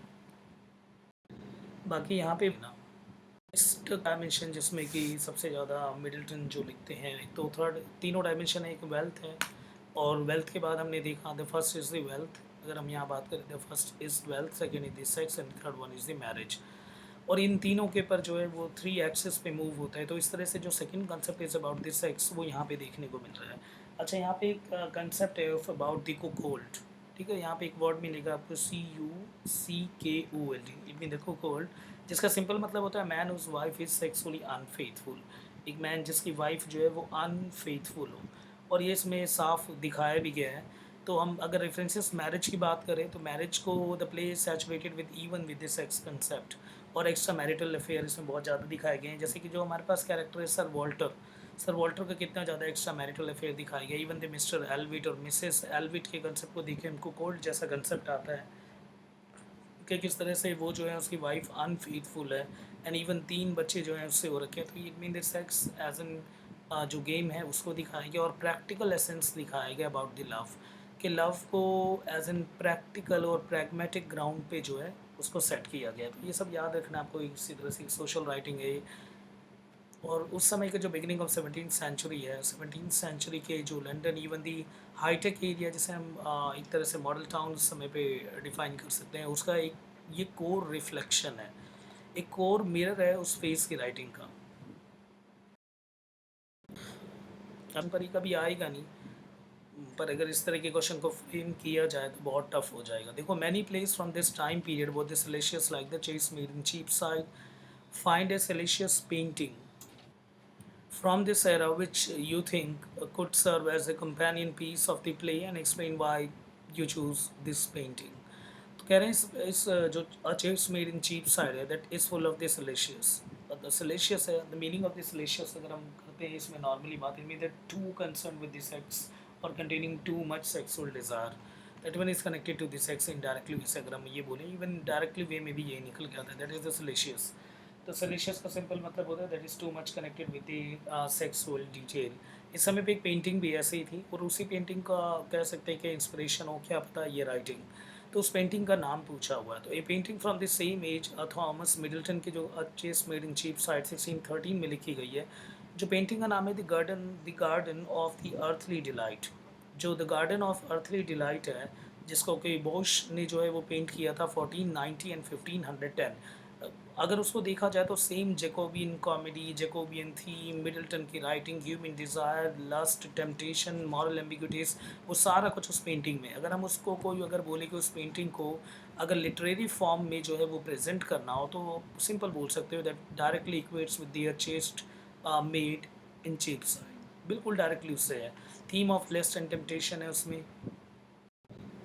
कुछ समझ ही नहीं आ रहा। आर्टिस्टिक कंपोजिशन है जिसमें कि filled with the fantastical creature, bizarre landscape, parallel और थिएट्रिकल एग्जैगरेशन और कल्चरल कॉन्टेक्स्ट जैसे सवालों पे जो है बहुत ज़्यादा डाल रखा है। तो आप इस पेंटिंग को याद कर सकते हो the Garden of Earthly delight, और इसको आप लिख के आ सकते हो कि ये बेशक ये जो राइटिंग है हमारे पास ये 17th सेंचुरी के the first decade of the 17th century है, पर इस तरह की जो एक पेंटिंग है वो उससे पहले आई थी around the 16th century, mid of the 16th century, और you can even say the beginning of the 16th century. उसी का एक तरह का ये हम बोल सकते हैं एज एन शेडो फॉर्मेट है, और एक तरह का शेडो जोन क्रिएट कर रहा है ऑफ दिस मिडल्टन की जो this piece of the writing, जैसे हम बोल सकते हैं आज इसमें Cheapside is an copy copy तो बोलना बेकार रहेगा, but yes you can say that's somewhat reflection या एक शेडो पार्ट है ऑफ दैट पेंटिंग। उस पेंटिंग का एक शेडो पार्ट लग रहा है। अब यहाँ से देखना है कौन कौन सी लाइन इंपॉर्टेंट है और किस तरह से लिखते हैं, वो देखना बहुत ज़रूरी है। अब हम आते हैं how does the Middleton use this satire. एक सिटार का यूज़ इट मीन द ताना कसना या व्यंग्य। तो satire and chaste maid in Cheapside critic social norms and the value of the Jacobean society. तो सोशल नॉर्म्स पे satire है और values of Jacobean society. It's very important question, आप इसको देख सकते हो किस तरह से लिखना है। तो सबसे पहले one must delve into several layer of the play thematic and the dramatic elements. इसमें कई ज़्यादा थीमेटिक और ड्रामेटिक एलिमेंट्स दोनों को इंक्लूड किया गया है। और साथ ही साथ इसमें जो London society including the concept of the marriage और social mobility, moral decay, the pursuit of the wealth, ये सब मेन है। देखो इसे वन और ये सेकंड जो है वो सोशल मोबिलिटी पे है, थर्ड हमारे पास मॉरल डिपेंडेंस पे या मॉरल डिके पे, and fourth the pursuit of the wealth. ये चार जो इसके निकल के आ रहे हैं, ये जो फॉर्मेट है दिस इज़ इम्पॉर्टेंट। और ये जैकोबियन पीरियड की राइटिंग इसीलिए हम कह सकते हैं इसे। द फर्स्टली मिडल्टन जो है इसमें इंस्टीट्यूशन मैरिज को एज एन इंस्टीट्यूट दिखाया गया है and the union base of the love and the compatibility. Love as an core love नहीं है, it's totally based on the concept. किसके ऊपर मूव कर रहा है? On the concept. हम ये भी बोल सकते हैं on the wheel of wealth, wealth पे मूव कर रहा है। और कहीं ना कहीं एज एन इंस्टीट्यूशन की जो डेफिनेशन है और सोशल आईडी का जो फ्रेम है वो इसमें साफ देखने को मिल रहा है। और इसके बाद डिफरेंट सोशल स्टेटा भी दिखाया गया इसमें, जैसे merchant, aspiring, the gentry, servant, ये सारे ऑर्डर भी हैं। तो सोशल फैब्रिकेशन दिखाया गया इस राइटिंग में कि सोसाइटी में किस तरह से जो सब्जुगेशन भी ऑलरेडी मूव हो रहा है। और Yellowhammer underscore the transactional nature of the marriage, के marriage as an transactional nature है। तो transaction in mean the transaction है, जैसे मनी का ट्रांजेक्शन होता है the same for the marriage as an transaction. तो वो यहाँ पे दिखाया गया एज एन मैरिज का कंसेप्ट। तो पीछे जो मैरिज का कंसेप्ट आया था उसमें ये लाइन ऐड कर सकते हो आप, transactional nature of the marriage and institution of the marriage. और ये चार बातें जरूर ध्यान रखना, हर आंसर राइटिंग में लिख सकते हो आप, जैसे कि मैरिज हो गया, सोशल मोबिलिटी हो गया, मॉरलिटी हो गया, और ऐसे द परस्यूट ऑफ वेल्थ। तो कॉम कंसेप्ट को तो हम कह सकते हैं chaste maid in the Cheapside is a critic of the social norms of the Jacobean society. तो जैकोबियन सोसाइटी के सोशल नॉर्म्स को इसमें बहुत अच्छे से प्रेजेंट किया गया। इसके साथ साथ मिडल्टन ने सिटायर, जिसको कई मल्टीपल लेयर और मल्टीपल फ्रंट पे जो है वो या मीडियट फेसेस पे उतारा है, जैसे कि सोशल मोबिलिटी को के ऊपर सिटायर है, even that including the marriage के ऊपर, लंदन सोसाइटी के ऊपर, मॉरल डिकेडेंस के ऊपर, द परस्यूट ऑफ वेल्थ के ऊपर, even the commentary on the hypocrisy, greed, moral ambiguity. तो ये सारे जो है आप याद कर लो, जैसे वन, ये two, then three, four, five, six, seven, eight, nine. तो नाइन आ गया, बट ये जो नौ है ये याद कर लो, आप लिख के आ सकते हो। इसके बाद वही सारी यहाँ पे बातें लिखी गई है about the institution of the marriage and the portraying it as the union based on the love and the compatibility. Transactional arrangement एक और कर लो, दैट इज़ अ 10। और that the character of the social strata भी present है, that is 11। तो ये 11 concept हो गया। आप इसी को अगर अच्छी तरह से अगर लिख के आ सकते हो तो चाहे बेशक 20 नंबर का हो या 18 नंबर का हो, वो जो आंसर राइटिंग है वो बहुत ही ईजिली तरह से आप उसे कवर कर पाओगे।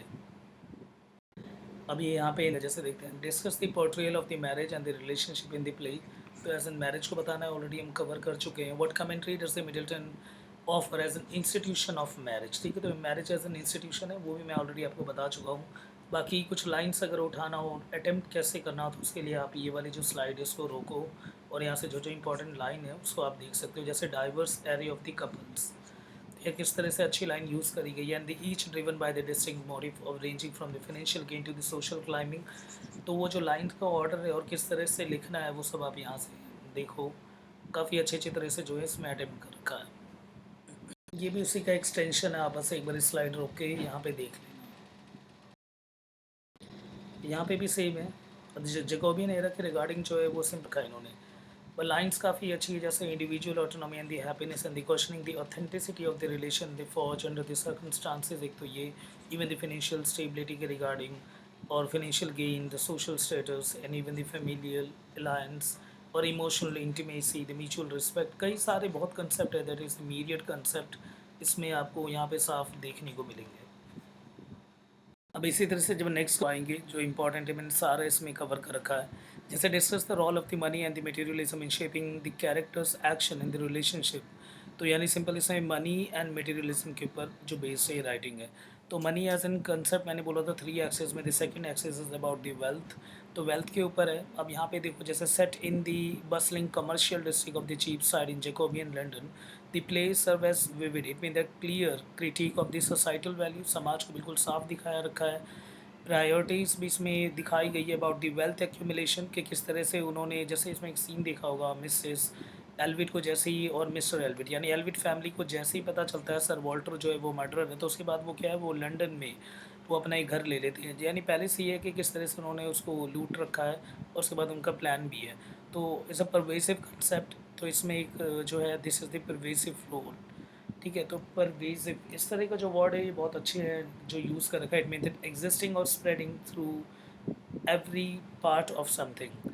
तो यानी जो हर जगह जो है वो एक ही चीज़, यानी हम इस पूरे, अगर राइटिंग इस पूरे प्ले में अगर हम मूव करते हैं, तो इस प्ले के अगर हम बोलें तो स्पाइन या फिर पूरा पैरेलल वे से एक जो चीज़ मूव कर रही है, is the concept of the money.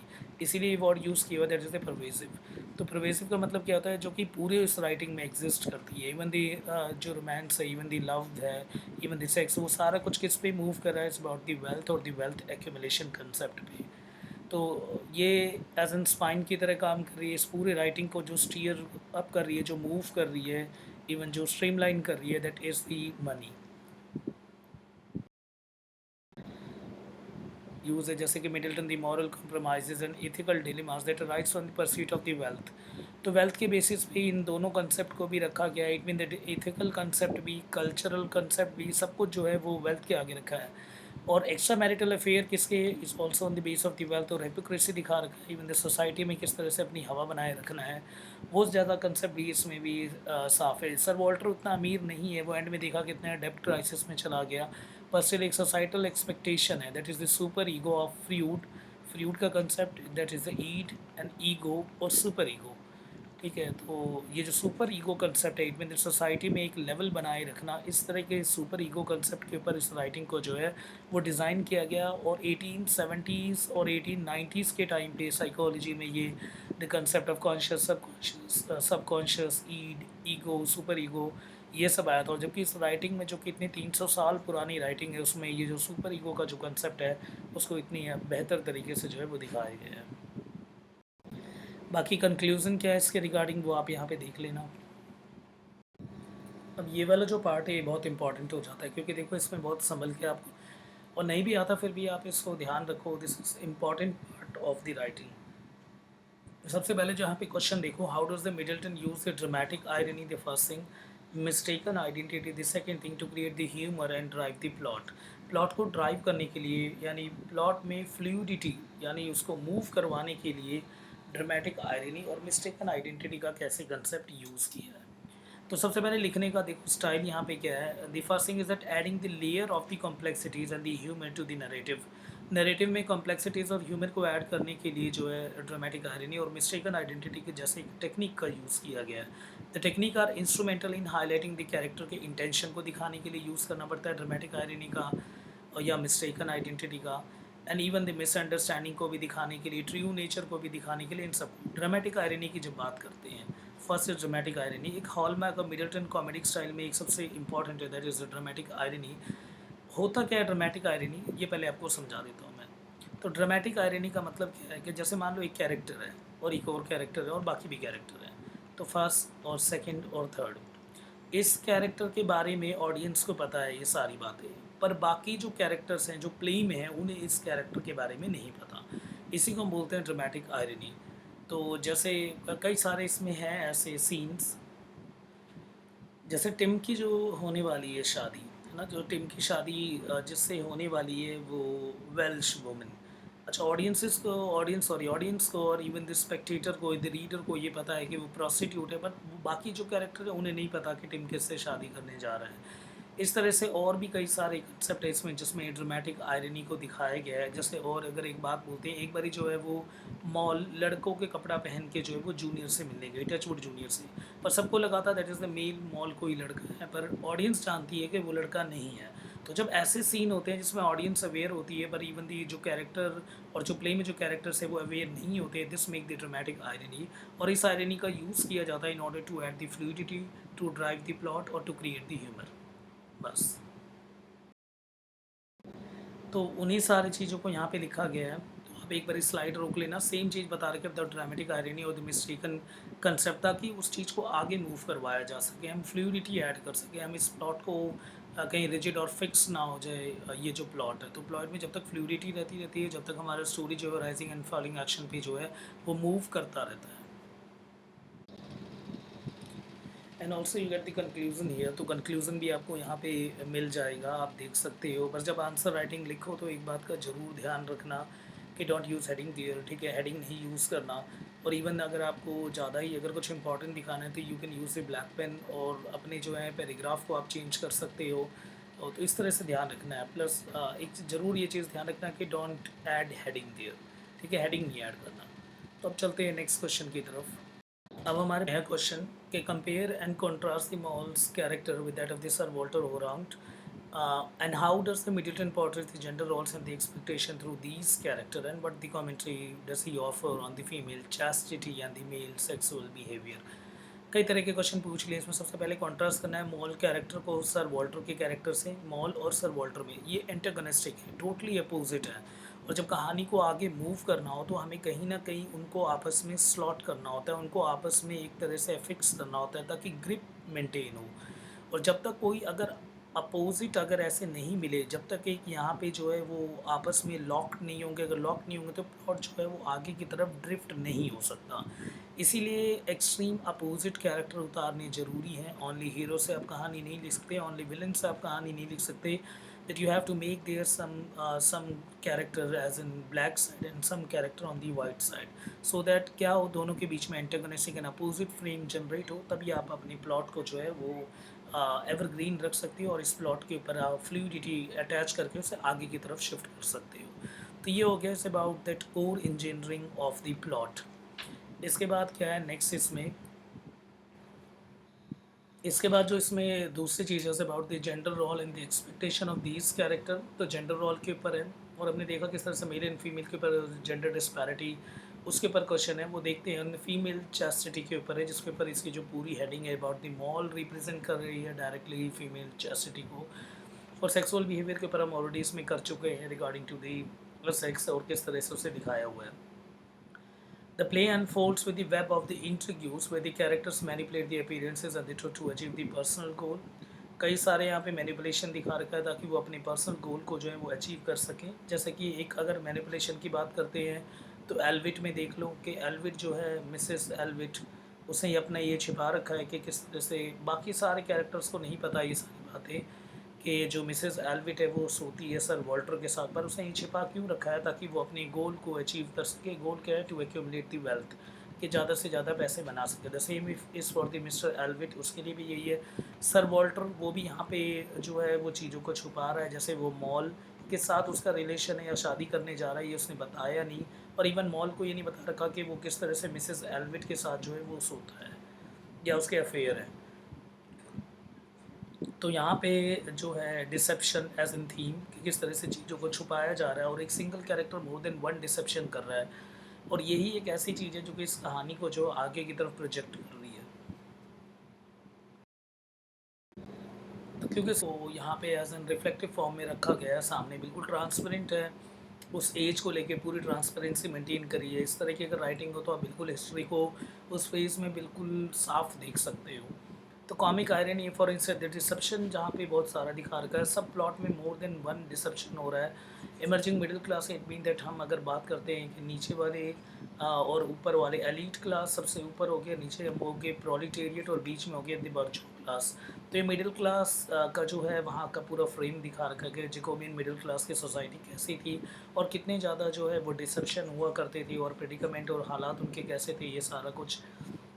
The sexual context and even the conquest sorry, and the Allwits का डिसेप्शन और वॉल्टर का डिसेप्शन, ये दोनों जो कैरेक्टर हैं, इवन और भी जो कैरेक्टर हैं उनका डिसेप्शन यहाँ पे बहुत है। जैसे कि अगर हम बात करते हैं टचवुड सीनियर का, तो टचवुड सीनियर ने अपनी फैमिली से छिपा रखा था। इवन जो वो एक लेडी आई थी जो बीच में, जो कि उसे ब्लैकमेल कर रही थी, वो भी एक तरह का डिसेप्शन है जो कि टचवुड सीनियर की तरफ से जो है वो मूव करवाया जा रहा था। तो तीन कैरेक्टर और मोर देन वन डिसेप्शन, इस तरह की जो चीज़ें हैं फ्लूइडिटी मेंटेन कर रही है इस पूरे प्लॉट का। सेम बातें यहाँ पे लिखी हुई है, आप एक बारी रोको और देख लो। In the disguise of deception और कॉमेडी एज इन सटायर, उसको ही प्रेजेंट कर रखा है यहाँ पे। और उसी पीछे वाले उसका कंक्लूजन है, आप रोक के देख लेना। अब एक नया पावर स्ट्रक्चर दिखा रखा है। सबसे पहले Chaste made in Cheapside और एक और Women Beware of the Women, feminism, anti feminism, the limitation of this satire. तो सबसे पहले यहाँ पे पावर स्ट्रक्चर दिखा रखा है, that one is imposed on women in marital life.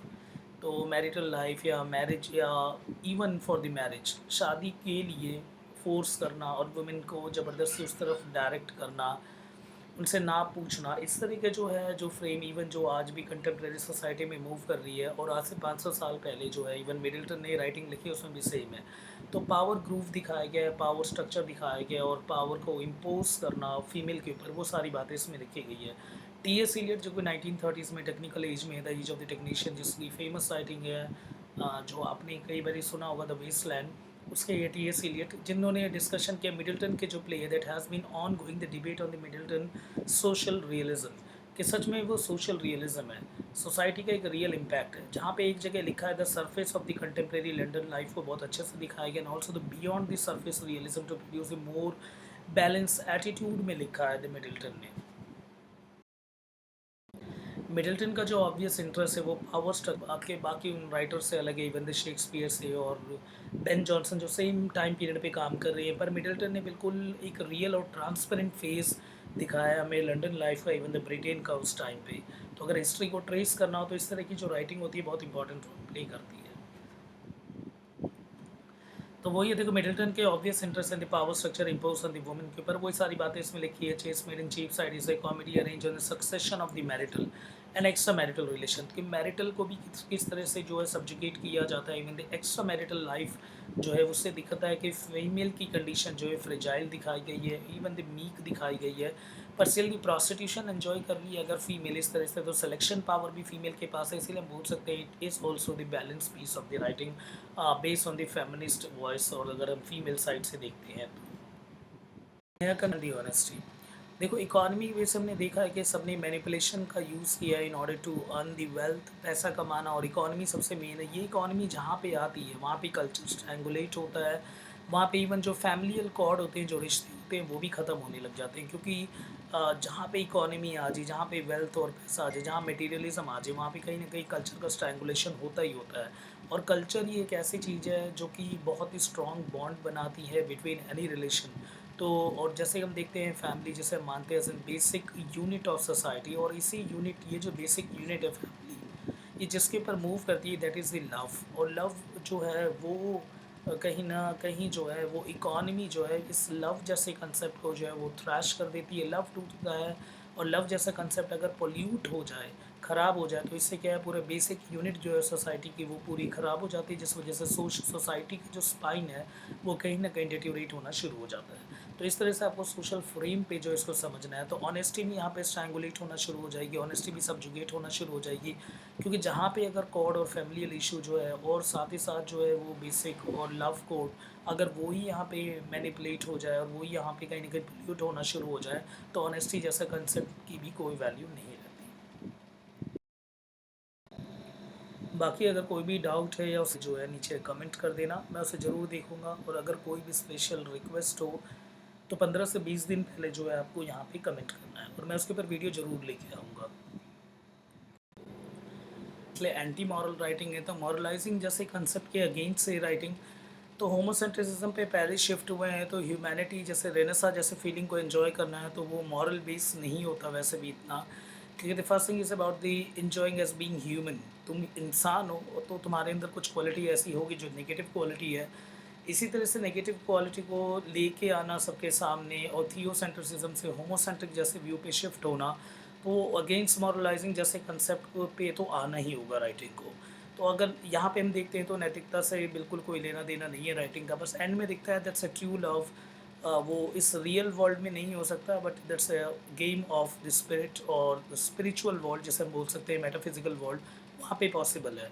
तो जैकोबियन कॉमेडी है जो कि अगेंस्ट मॉरलाइजिंग जैसे थीम पे डिज़ाइन कर रखा है। बाकी सिंपल है, आप लोग के एक बारी देख लेना, आपको सब समझ आ जाएगा। ये भी उसी का एक्सटेंशन है, बस एक बारी रोक लो। इट्स इन जैकोबियन ड्रामा, और जैकोबियन ड्रामा में मैंने आपको 9-10 वो पॉइंट्स लिखवाए थे, उन सबको ऐड करना है और उन्हीं सबको आपको एक्सप्लेन करना है। बाकी जो लाइन्स यहाँ पे अच्छी लगेंगी आप उनको प्लीज़ नोट डाउन ज़रूर करना। यहाँ पे भी वही है, बस आप लाइन्स देखो। यहाँ पे भी वही है, central to the play the satirical commentary, but lines बहुत अच्छी है। मैं इसलिए बार-बार आपको कह रहा हूँ कि जैसे कि प्ले का structure, even the language that play a significant role in the dramatic impact and satirical tone, तो लाइन्स बहुत अच्छी मिलने वाली है आपको यहाँ। And you even get the conclusion here. Same to discuss the role of the satire. Satire क्या होता है आप नॉर्मली पता ही होगा कि द कॉमेडी को the critic function as in critical way के लिए सटायर एज इन टूल की तरह काम करते हैं। द लिटरेचर में जब हमें हिपोक्रेसी या मॉरल एम्बिग्विटी या मटेरियलिस्टिक एस्पिरेशन, इन सारी जैसी चीज़ों को दिखाना हो, then we have to use this satire. हमें सटायर का यूज़ करना होता है। यहाँ पे सटायर है मैरिज पे और सोशल मोबिलिटी पे, और उसके साथ ही रोक के एक बार समझ लेना, आ जाएगा आपको समझ। बाकी मैंने ऑलरेडी कवर भी करवा दिया है। Satire on the middle class, pretension and the materialism world पे भी, और इसके साथ साथ एग्जाम्पल टचवुड और जैसे satire on the moral hypocrisy and the deception भी ऑलरेडी कवर कर चुके हैं हम। और हर आंसर राइटिंग का आपको कंक्लूजन मिल रहा है, पर आप हेडिंग में वहाँ पे कंक्लूजन नहीं डाल के आना है, बस इस बात का जरूर ध्यान रखना। और लेते हैं discuss the ending of a chaste made in Cheapside and how does the Middleton resolve the plot lines and the character arc. ठीक है, तो एंडिंग को बताना है वो हमने ऑलरेडी कहानी में कर चुके हैं, बस resolution of the plot lines देखते हैं कि जो प्लॉट लाइन है उनको रिजॉल्व कैसे किया गया है। तो कई जगह डिसेप्शन है जिसको फाइनली जो रिजॉल्व कर लिया गया, जैसे टचवुड जूनियर। टचवुड जूनियर जो है वो मॉल को पटाने के लिए, इवन उससे मनाने के लिए, इवन उससे शादी करने के लिए जो है अपनी भेष को बदल के घूम रहा है, पर वो पकड़ा जाता है। इवन द मॉल ने भी डिसेप्ट किया था एक बारी कि वो प्रेग्नेंट है, पर वो सबके सामने आ जाती है और उसकी प्रेगनेंसी वाला जो ये बहाना है वो सबके सामने आ जाता है।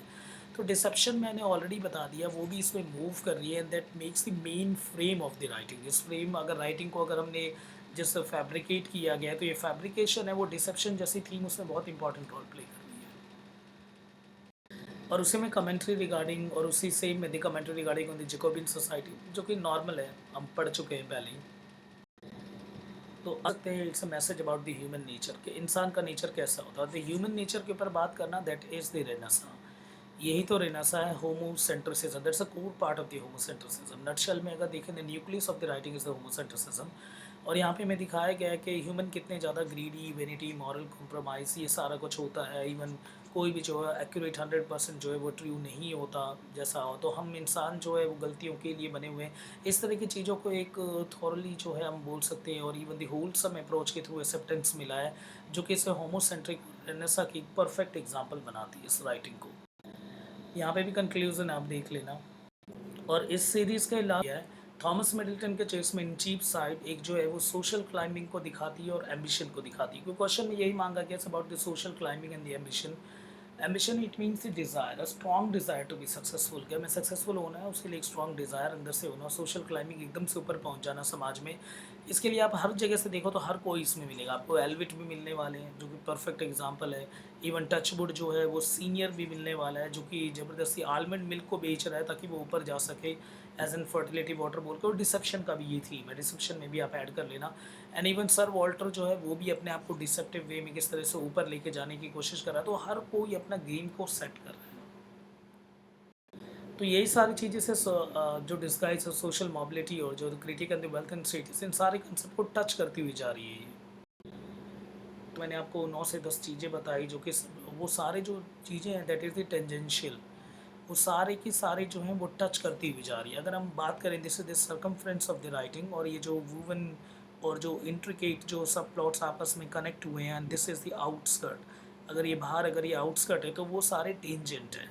टेंजेंट आपने पढ़ा होगा मैथ्स में, जो कि एक साइड से टच करती हुई जाती है साइकिल को। तो all these are the tangential concept.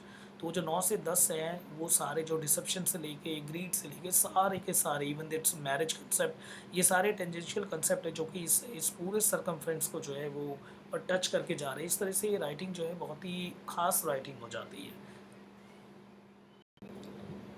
होता है इसके रिगार्डिंग अगर कोई भी डाउट हो तो आप मुझे मैसेज कर सकते हो, नीचे कमेंट कर सकते हो। अगर स्टिल अगर आपको कोई प्रॉब्लम लग रही हो, अगर कोई स्पेशल रिक्वेस्ट है तो आप मुझे कर सकते हो। इस नंबर पे मुझे व्हाट्सएप, फेसबुक आईडी पे आप मुझे रिक्वेस्ट भेज सकते हो। Feel your wings Telegram channel, इसको ज़रूर ज्वाइन करना। इवन द कमेंट कर सकते हो आप नीचे, जब कमेंट करो तो यूनिवर्सिटी का नाम ज़रूर लिखो, सिलेबस दिखा दो मुझे कौन से वाला है, आप मुझे भेज दो, मैं पूरे सिलेबस को भी कवर करवा दूँगा। Even for the special class भी चाहिए आप तो आप मुझे टेक्स्ट करके डिमांड कर सकते हो। और थैंक यू सभी को, और चैनल को यार ज़रूर सब्सक्राइब करो। Thank you.